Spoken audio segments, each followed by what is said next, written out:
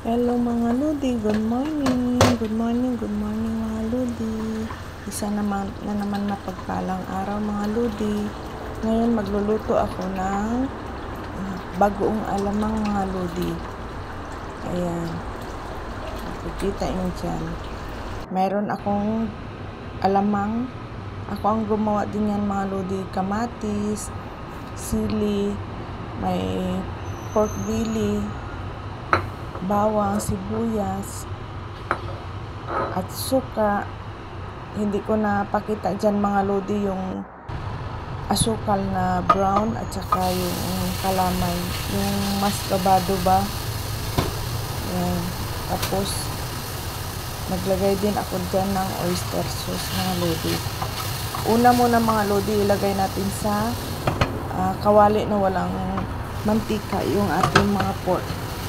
Igisa natin ito hanggang sa golden brown siya mga Lodi, hanggang sa lumabas yung sarili niyang mantika. Yan. Sundan nyo na lang mga Lodi kung paano ko ginawa ang aking bagoong alamang.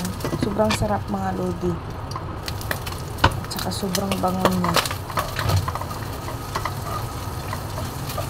Ayan, tinutusta-tusta ko muna mga Lodi. Habang tinutusta-tusta ko yan, gumagawa din ako ng labada ko dyan mga Lodi, kaya maingay. Ayan, golden brown na siya. Ililipat na muna natin yan sa isang lagayan, kasi yan, lipat muna natin para tapos dyan sa pinaggisahan ko mga Lodi ng baboy, naglagay ako ng 1.5 cup ng oil. Hindi ko muna nilahat mga Lodi. Tapos ayan, ilagay ko yung bawang. Maraming bawang, mas masarap mga Lodi. Ayan, yung medyo luto na yung bawang, golden brown na, nilagay ko na yung sibuyas. Maraming sibuyas, masarap. Sa 1 kilong mga Lodi alamang, nilagay ko na sibuyas is 4 na malalaki at saka 3 buong malalaking bawang. Ayan, golden brown na sila mga Lodi, sobrang bango na. Nakakatakam na yung niya, yung amoy. Amoy pa lang yan mga Lodi. Ang sarap niyan. Ayan, tapos idagdag na natin yung ating 5 pirasong kamatis. Kasi yung kamatis mga Lodi ay nagbibigay ng kulay sa ating alamang. Sabi nila, hindi daw tumatagal ang alamang pag may kamatis. Hindi totoo yan mga Lodi. Tumatagal yan kahit 6 na buwan. Basta nasa fridge lang siya. Kasi subok ko na yan mga Lodi. Basta lutong-luto yung ating kamatis. Yung na-paste na ba siya. Ganyan ako magluto mga Lodi ng bagoong alamang. Ayan, tingnan nyo. Hindi nyo na makikita ang kamatis. Tapos idagdag ko na dyan yung aking 1 kilong alamang na ginawa. Fresh yan. Tapos ginawa. Halo-haloin ko yan. Kulang yan mga Lodi. Katakpan. Hintayin ko medyo mag-iga na yung tubig ng alamang, kasi nagtutubig yan.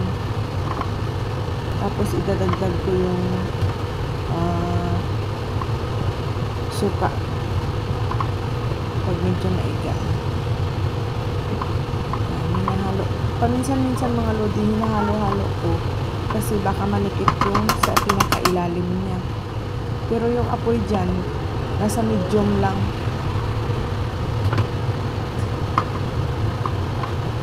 Ayan, tingnan nyo.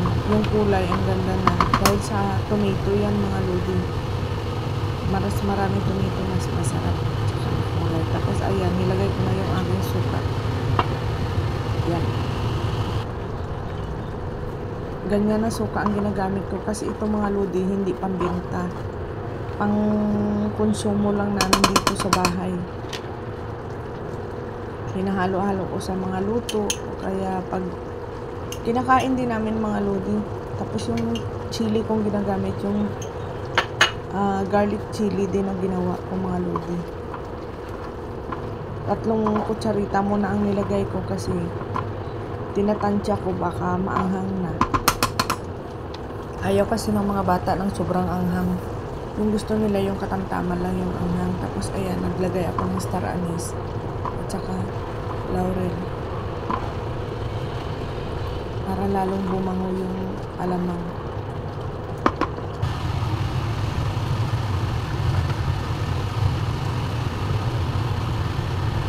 Ang ganda na ng kulay ng mga lodi. Niluto ko yan mga lodi ng 1 oras. Hanggang makita ko na yung yung alamang na parang nagpe-paste na siya. Sobrang sarap niyan mga lodi. Tapos idagdag ko na yung baboy na ginisa natin kanina yung ayan. Nilahat ko na mga lodi.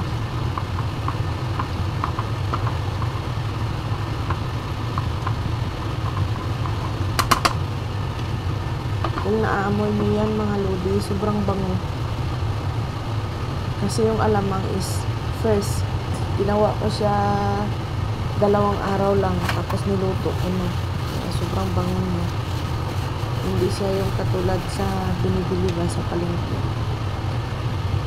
Tapos habang nagluluto, pinupunas-punasan ko na rin yung aking countertop kasi ayaw ko yung oil ba. Yung oil niya kasi mga lodi nagtatalsikan. Tamang halo-halo lang mga lodi.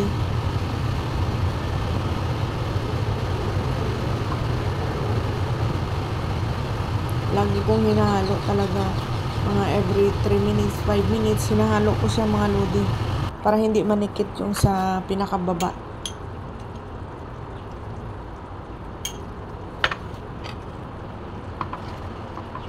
Tapos ayan, dinagdag ko ulit yung chili. Kasi parang hindi ko pa masyado na lalasahan yung anghang. Sobrang ganda ng kulay. Ganyan ang alamang pag may